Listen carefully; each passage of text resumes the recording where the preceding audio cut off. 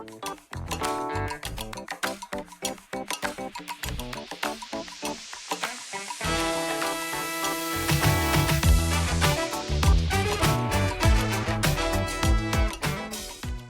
back to Monique and Friends, Our Stories Unscripted. I'm your host, Monique Hayward, and today we're doing something a little different. This is a special edition of Ask Monique Anything.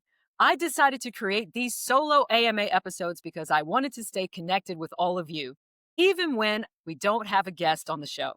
Sometimes the scheduling doesn't line up, or I have thoughts and experiences I want to share directly with you one-on-one. And yes, if you're watching the video version, you probably noticed the change in the scenery. I'm recording from Aiken, South Carolina, where I'm visiting with my mom this week. This episode feels especially personal and grounded, which is perfect for the kind of conversation we're having today.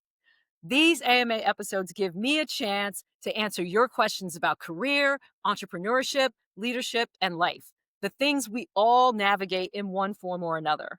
Today, we're focusing on two themes that go hand in hand: visibility and mentorship. How do you stand out and gain recognition in large organizations, especially when internal politics come into play? And once you've learned how to navigate that for yourself, how do you guide and mentor young talent so they can realize their own potential? Let's dive in.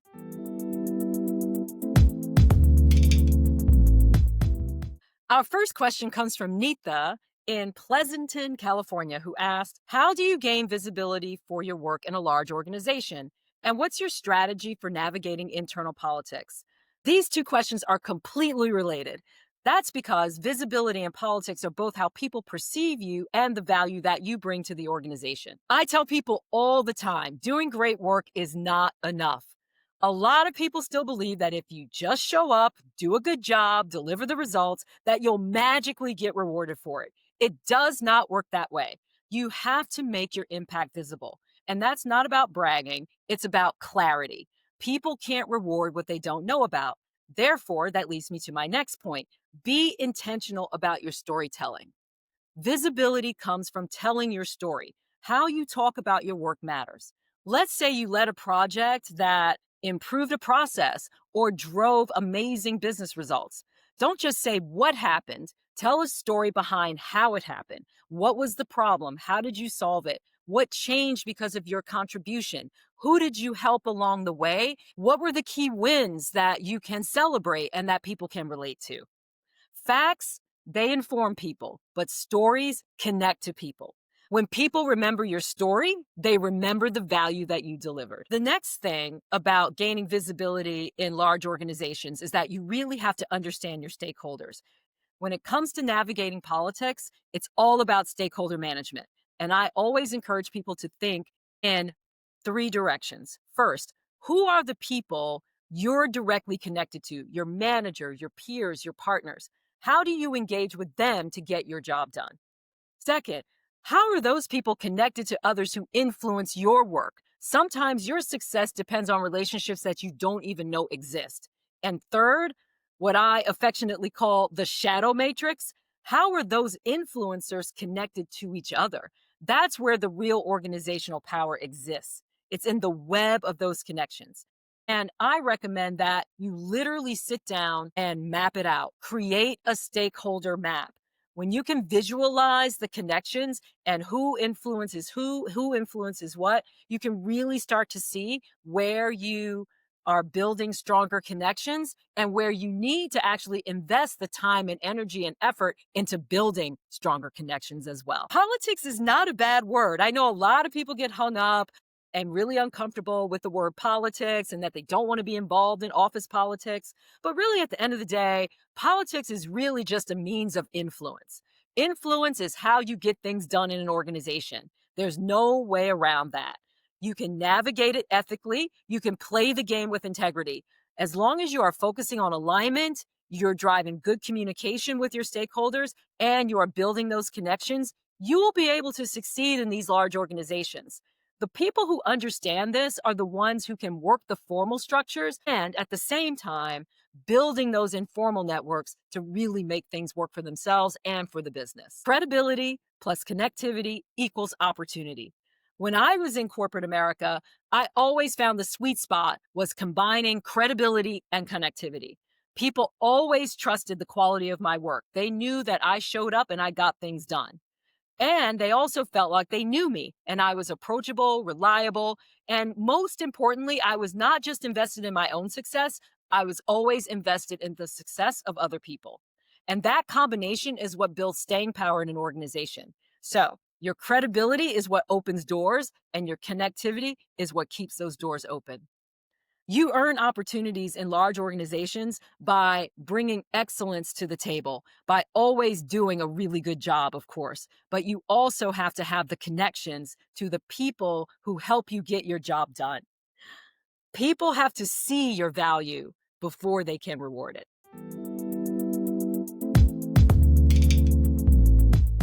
Our second question comes from Ousmane in Geneva, Switzerland, who asked, how do you guide or mentor young talent to focus on and realize their potential? This is such an important question because mentorship is one of the most powerful ways that we as leaders can create impact. Once you have learned how to navigate visibility and influence for yourself, you have a responsibility to help others rise in the organization along with you. First of all, be transparent. Let people see how you make decisions, the way that you approach problem solving. How do you recover from mistakes, especially? There's real learning that happens along the way in a career, as we all know. And it's not those polished success stories, but it's the process that people really learn from. Focus on potential, not perfection. When I mentor people, I'm looking for sparks. I'm looking for the small signs of natural talent and curiosity that can be developed into something bigger. One person who used to work for me at Microsoft told me that I was really good at realizing people's potential before they could even realize it themselves. So don't look for clones of yourself. We're not trying to duplicate what it is that we're bringing to the party. We're trying to look for people who think differently, who bring new ideas to the table, and lift them up as part of the conversation in an organization. Create stretch opportunities. That's where the real growth happens in a career. It wasn't when we were comfortable, it was when we were uncomfortable. I like giving people assignments and projects that really stretch them, but I'm really mindful of not setting people up to fail. The goal is confidence, not pressure. Advocate publicly, coach privately. This is so huge. Nobody likes to be put on the spot. Nobody likes to be embarrassed in front of a large group of people. This is one of the best pieces of advice I ever got when I was moving along in my career. You praise in public and you guide in private. Use your influence to open doors and spotlight success for people, especially when they're not in the room. Then, one on one, be honest with them about where they can improve because that is what builds trust at the end of the day. You're going to hear this from me every time I give advice and counsel, and it is to teach the power of storytelling. I'm always talking about visibility through storytelling, advancing your career through storytelling, influencing through storytelling. Teach your mentees to do the same. Help them articulate their accomplishments in a way that showcases the why so that others can really see the value that they bring to the organization. And mentorship is legacy. I think a lot about my career over the last, oh gosh, 3 decades now. And I'm a firm believer in true leadership is how you pay it forward for others. It's about multiplication and it's about how you help someone step into their potential, into their greatness. You expand your own impact when you do that. And the best mentors don't create copies, they create confidence.